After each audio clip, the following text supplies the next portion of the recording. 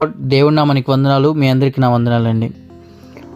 ప్రభు మనకు ఈరోజు ఇచ్చిన వాగ్దానం మార్కు సువార్త 13వ అధ్యాయము 33వ వచనం.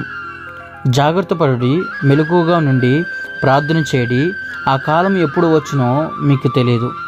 Praise lord. దేవుడు ఈరోజు మనతో మాట్లాడుతుంది ఏంటంటే జాగ్రత్త పడి.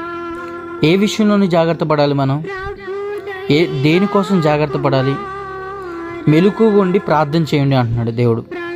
ఆ కాలం ఎప్పుడు వచ్చినో మీకు తెలియదు అంటున్నాడు. ఈరోజు మనతో మాట్లాడుతుంది ఏంటంటే ముందు జాగ్రత్త పడాలి.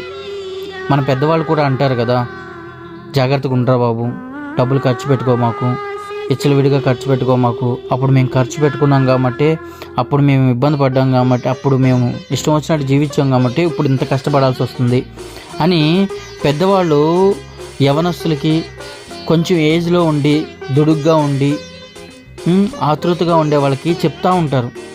ఈరోజు ప్రభు కూడా మనతో చెప్తున్నాడు ఏమనంటే జాగ్రత్త పడుడి.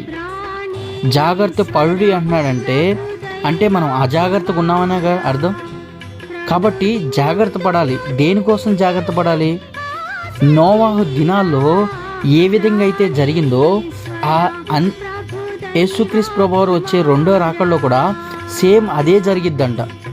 నోవాహు దినాల్లో ఏ విధంగా అయితే జరిగిందో, ఎలాగైతే ధిక్కారం చేశారో అంత్య దినాల్లో కూడా అట్లాగే జరిగిద్ది. నోవాహు దినాల్లో ఏం జరిగింది, ఇప్పుడు అంత్య దినాల్లో ఏం జరుగుతుంది?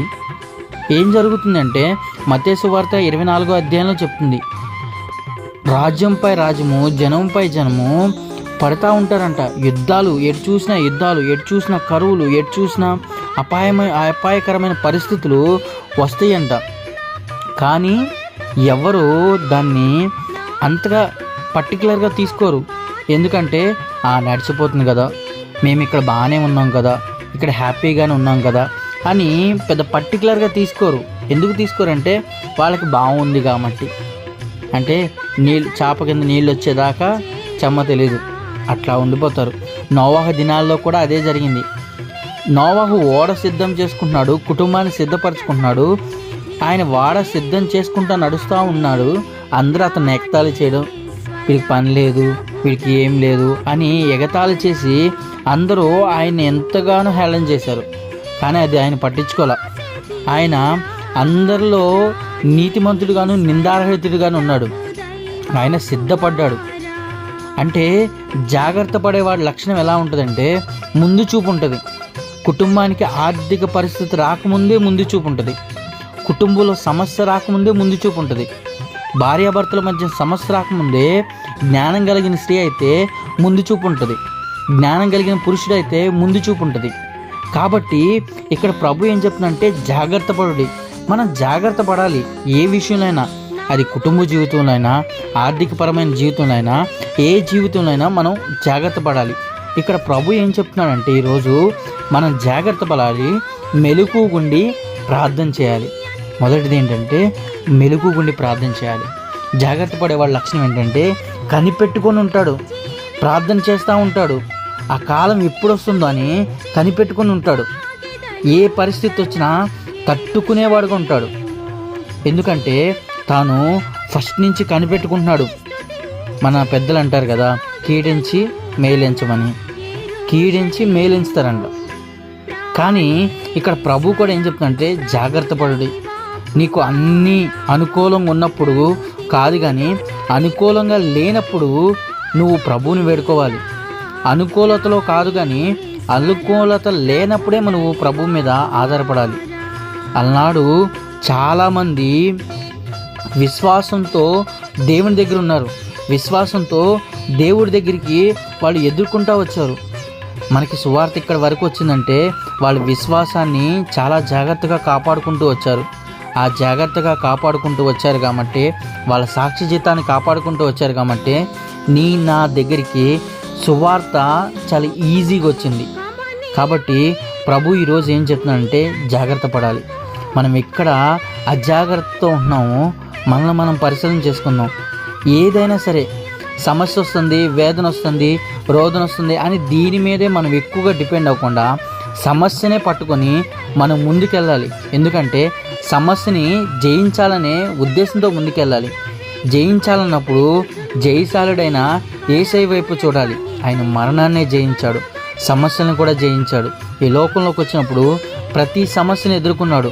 ఆర్థికపరమైన సమస్యను కూడా ఎదుర్కొన్నాడు. ఆయన ఇక్కడికి వచ్చే ప్రతి సమస్యను ఎదుర్కొన్నాడు.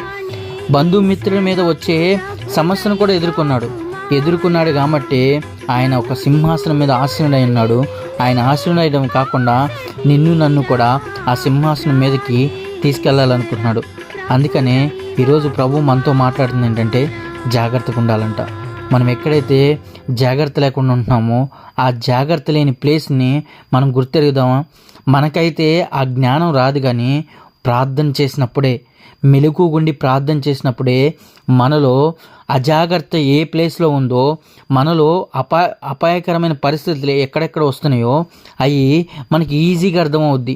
పాపం ఎక్కడ వస్తుందో అక్కడ ప్రార్థన ఉండదు, ప్రార్థన ఎక్కడుందో అక్కడ పాపం ఉండదు. కాబట్టి ఈరోజు ప్రభు ఏమంటున్నాడంటే మెలకుగా ఉండి ప్రార్థన చేయాలంట. మనం గ్రహించి ప్రార్థన చేయాలి.